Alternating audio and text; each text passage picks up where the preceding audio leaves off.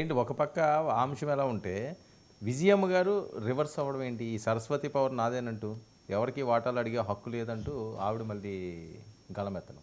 అదే కదా ఇప్పుడు హల్లీకి హల్లీ సున్నకు సున్నా అంటారు మనకు.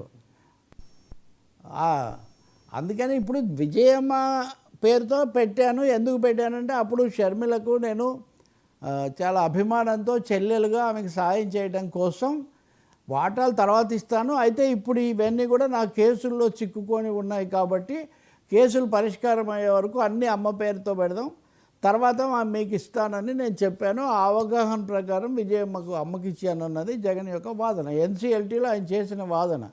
ఒక అవగాహనతో మేము ఇలా పెడితే ఆమె నా ప్రమేయం లేకుండా ఆ డైరెక్టర్తో ఏదో కలిసి వీటిని బదలాయించారు అని, పూర్తిగా తీసేసుకొని బదలాయిస్తున్నారని ఆమె రెండు మాటలు చెప్తున్నారు విజయమ్మ.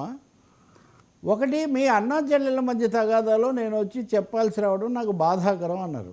ఇది రాజకీయంగా విజయమ్మ ఇంతకుముందు చేసిన వ్యాఖ్యలు ప్రచారమైన వాటికి విరుద్ధమైన వైఖరి. వాటి అన్నింటిలో కూడా ఏముంది, రెండు ఉన్నాయి. ఒకటేమో నా కొడుకును దాడి చేసి నా కొడుకును అటాక్ చేస్తున్నాను ఒక దశలో అన్న, ప్రధానంగా మటుకు షర్మిలకు ఇవ్వాలి, సమానంగా ఉండాలని వైఎస్ నాతో చెప్పారు రాజశేఖర రెడ్డి. సమానంగా ఇవ్వాలన్న దాన్ని కాస్త మీరు దాన్ని ఉల్లంఘించారు, ఇప్పుడు ఇచ్చిన వాటికి కూడా మీరు ఎసరు పెడుతున్నారు అన్నటువంటి పద్ధతిలో రాజకీయంగా ప్రచారమైంది. ఎన్సీఎల్టీకి వెళ్ళారు. ఎన్సీఎల్టీకి అంటే నేషనల్ కంపెనీ లా ట్రిబ్యునల్. అక్కడ మామూలుగా కంపెనీ అఫైర్స్ మాత్రమే చూస్తారు.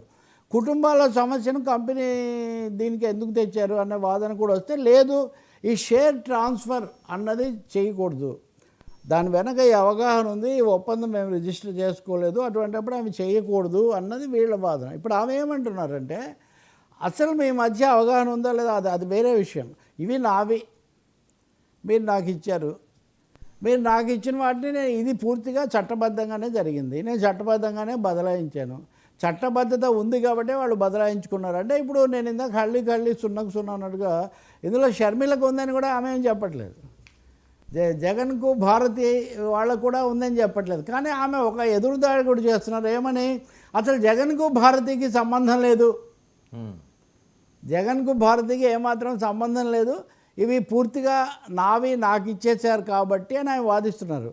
అంటే దీని ప్రకారం పోతే కూడా సగం సగం అన్న సిద్ధాంతం తప్పిపోతుంది. అంటే కుటుంబంలో తగాదా కాబట్టి మనకు అవసరం లేదు, జడ్జి గారు ఏం చెప్తారో, చైర్మన్ అంటారు మామూలుగా ఎన్సీఎల్టీ చైర్మన్, వాళ్ళు ఏం చెప్తారో మనకు తెలియదు. కానీ ఈ పెద్ద ట్విస్ట్, విజయమ్మ ట్విస్ట్ వెనక సారాంశం ఏమిటి? ఆమె ఇద్దరి మధ్య చిక్కుకుపోద్దని భావిస్తున్నారా, లేక ఇప్పటికీ వీళ్ళని ముందు ఎదుర్కొని తర్వాత అటు వెళ్ళాలనుకుంటున్నారా? మూడవది, ఇద్దరి మధ్య వివాదంలో నేను వచ్చానని అంటున్నప్పుడు ఒకరి మీదే ఆమె ఎక్కువ పెట్టడం లేదా?